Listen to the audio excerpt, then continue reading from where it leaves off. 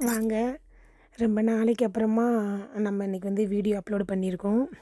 நம்ம வீடியோ வந்து இப்போது ஒரு 10 நாளாகவே நம்ம வீடியோ போடவே இல்லை. அதுக்கப்புறமா இன்றைக்கி தான் வீடியோ போடலாம் அப்படின்னு சொல்லிட்டு இன்னையிலேருந்து வீடியோ போட தொடங்கியாச்சு. இன்றைக்கி என்ன வீடியோன்னு பார்த்துட்டிங்கன்னா, நம்ம காட்டேஜை சுற்றியுமே வெறும் மரம், காடு தான். நம்ம வந்து ஒரு அப்பா வச்சு காடெல்லாம் தெளிச்சிருக்கோம் அப்படிங்கிற வீடியோலாம் நான் ஏற்கனவே போட்டிருந்தேன். அந்த காடில் வந்து என்ன இருக்குதுன்னு பார்த்தீங்கன்னா, 1, 2 ஏலக்காய் செடியும் காப்பி மரமும் இருந்துச்சு. அப்போ நம்ம காடு தெளித்ததுனால என்னாச்சுன்னா, இருந்த 1, 2 காப்பி மரத்துலேயும் நல்ல பழம் பழுக்க ஆரம்பிச்சிருச்சு. அந்த பழம் பழுத்ததுனால என்ன பண்ணிட்டோம் அப்படின்னு சொன்னால், சரி அந்த பழத்தை வேஸ்ட்டாக மரத்துலேயே பழுத்து பழுத்து காஞ்சி வீணாகவே இத்தனை வருஷத்தில் நாங்கள் 7, 8 வருஷம் ஆயிடுச்சு நாங்கள் காப்பி பழம் இந்த மாதிரிலாம் நாங்கள் பிடுங்கி போட்டதே கிடையாது. இந்த டைம் பார்த்தீங்கன்னா, ஒரு மரத்துலேயுமே நல்ல ஒரு 10 கிலோ கட்டம் காய் இருக்குது.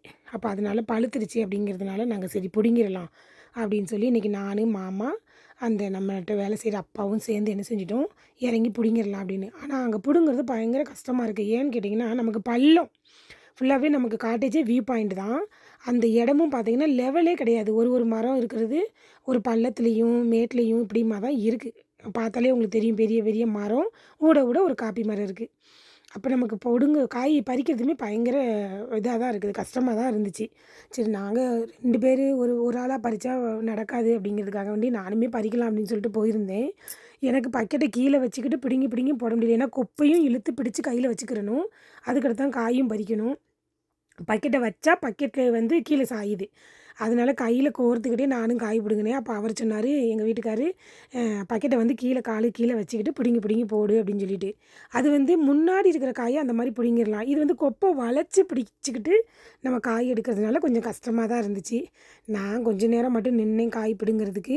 அதுக்கப்புறம் பார்த்தீங்கன்னா, சரி அதுக்கடுத்து மத்தியானம் சாப்பாடு, அதுக்கு நடுவில் நமக்கு வந்து கெஸ்ட்டு 1, 2 கெஸ்ட்டு வர்றாங்க அப்படின்னு சொன்னால் அவங்களையும் போய் அட்டெண்ட் பண்ணணும். அந்த மாதிரியெல்லாம் பிரச்சனைகள் இருக்கு இல்லையா? அதனால் என்ன செஞ்சுட்டேன், நீங்கள் இப்போ பறிங்க அப்படின்னு சொல்லிட்டு அவங்க கூட கொஞ்சம் நேரம் நின்று வாய் அடிக்கிறதுக்கு மட்டும் தான் நம்ம நிற்போம் அப்படிங்கிற மாதிரி வாய் அடிச்சுட்டு நின்றுக்கிட்டு இருந்துட்டு, அதுக்கப்புறமா சாயா வச்சு தரேன் அப்படின்னு சொல்லிட்டு நான் கிளம்பிட்டேன். ஆனால் அவங்க 2 பேராக பறித்து கூட ஒரு 30, 40 கிலோ கிட்ட காய் என்ன செஞ்சுட்டாங்க, பறிச்சிட்டாங்க. எப்போது மதியம் 2 மணிக்கெல்லாம் ஒரு 30, 40 கிலோ காய் கிட்ட பறிச்சிட்டாங்க. மொத்தத்துலேயே ஒரு 10 மரமே தான் பறிச்சிருக்கிறாங்க. கூடிப்போனால் அங்கே இருக்கிற மரமே ஒரு 40 மரம் தான் இருக்கும். அந்த காப்பி மரம் வந்து ரொம்பலாம் இல்லை, அவ்வளோதான் இருந்துச்சு. இந்த பாருங்கள், நமக்கு கொஞ்ச நேரத்துலேயே, அதாவது ஒரு மரம் 2 மரத்துலேயே ஒரு பாக்கெட்டு காய் சேர்ந்துருதுங்க. ஏன்னு கேட்டால் அந்தளவுக்கு காய் கிடக்கு. நாங்களுமே இது ஃபஸ்ட் டைம் பறிக்கிறதுனால எங்களுக்கு நல்ல ஒரு இன்ட்ரெஸ்ட்டாகவே பறித்தோம். சரி பறித்து போடுவோம், அது எவ்வளோ விலை வந்தாலும் பரவாயில்ல, அது வீணாக போகிறதுக்கு பறித்து போடலாம் அப்படின்னு சொல்லிட்டு. நமக்கு பாதையும் பார்த்திங்கன்னா பாதையே இல்லைங்க. அதில் சும்மா ஒரு 4 ஸ்டெப் இருக்கும், அதில் தான் இறங்கி வரணும், இறங்கி போகணும். அப்போ நமக்கு போக வர கொஞ்சம் கஷ்டமாக தான் இருக்குது. நம்ம இன்னும் ஆள் நடமாட்டமே இல்லை. அதனால் அதுக்கு நடுவில் பார்த்துட்டிங்கன்னா, நமக்கு கேம்ப் ஃபயர் போடுறதுக்கு விறகு, இந்த விறகு வந்து பார்த்திங்கன்னா அன்னைக்கு 10,000 ரூபா. நீங்கள் நம்புறீங்களா என்னங்கிறது தெரியலை. ஆனால் இந்த விறகு வந்து நாங்கள் விலைக்கு தான் வாங்கியிருக்கிறோம். இது வந்து உடச்சி எடுத்து நாங்கள் வைக்கிறதுக்கு பார்த்திங்கன்னா 10,000 ரூபா கரெக்டாக வந்திருக்கு.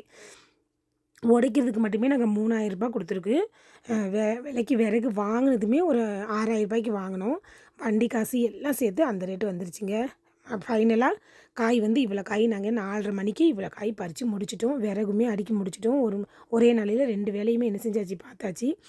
கேம்ப் ஃபயர் வந்து பார்த்திங்கன்னா, விறகு எல்லாருமே சொல்கிறாங்க, நீங்கள் வந்து உங்கள் ரிசோர்ட்டை சுற்றியுமே காடு தானே அப்படின்னு சொல்லிட்டு. அப்படிலாம் இல்லைங்க, அது வந்து ஃபாரஸ்ட் ஏரியா. நம்ம வந்து ப்ராப்பராக பர்மிஷன் வாங்கி தான் நம்ம கேம்ப் ஃபயர் கொடுக்குறோம். இந்த வீடியோ பிடிச்சிருந்தா லைக் அண்ட் ஷேர் பண்ணுங்கள், மறக்காமல் கமெண்ட் பண்ணுங்கள்.